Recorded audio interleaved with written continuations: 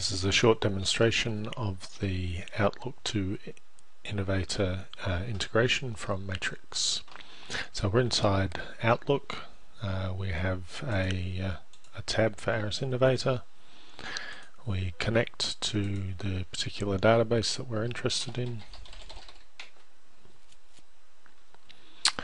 and we then select the one or more emails that we're interested in actually pushing across to Innovator. Click our little email to Innovator button and our interface opens up. So this top left, this is a list of all of the emails that are selected that will be converted into documents. So each email will be an individual document with its own files attached, so any attachments to the email will be attached to the document as files. Down here we have a list of all of the potential relationships that you can make with a document. So we're going to create our document and we're going to then relate it to a number of items in Innovator. So we'll start with a project activity. So rather than top level project, we'll select project activity, which will then ask us which project we're looking at. We open that and we see here a list of all the projects or all of the activities on that project. And this is the standard search grid that we're using through the rest of the application, so we can actually put our own criteria in here to narrow the search down. If we were looking for a particular activity in a large list, then we can narrow down the field with this criteria grid. So having found the item that we're interested in, we add it to our selected items list.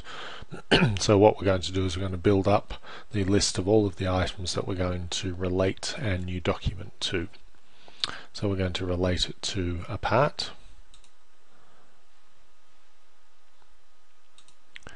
and we're also going to relate it to a project.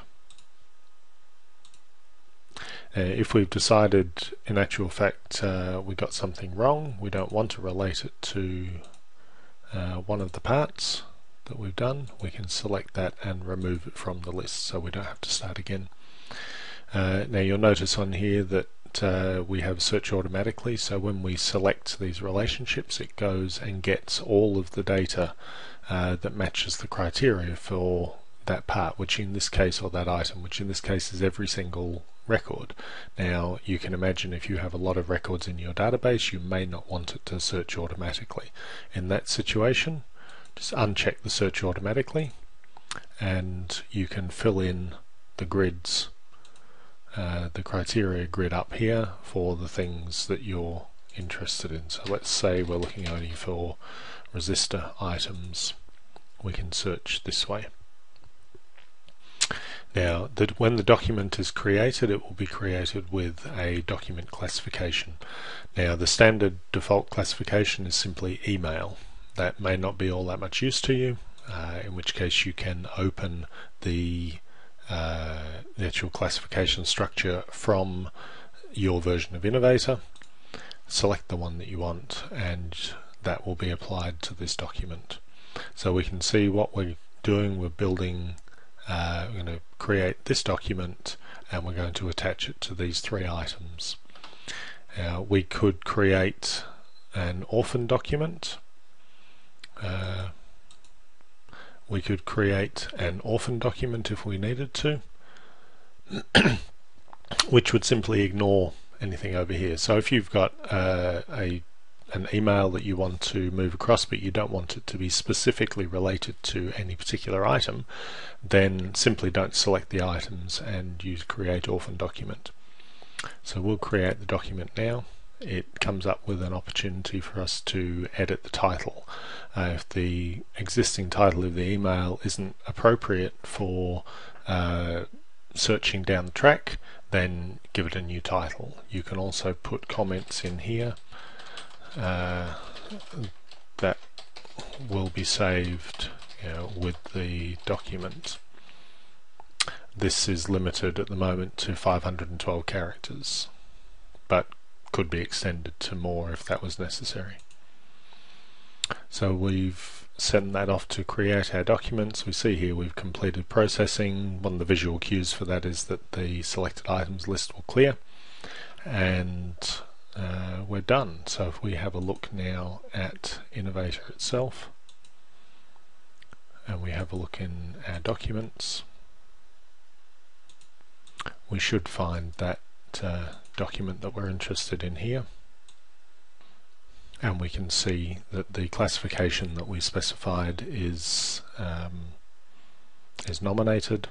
The attachments that were on the email are also attached, as in fact is a copy of the email itself. So we can open that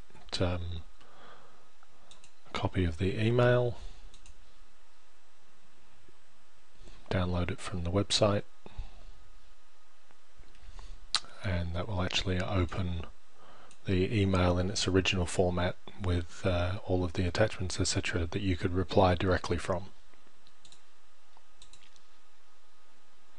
And we can see that the comments that we added have been added here with a creation date, and also created by whichever logon identity you used when you first logged on to Innovator. So that's really a demonstration of the integration to Innovator.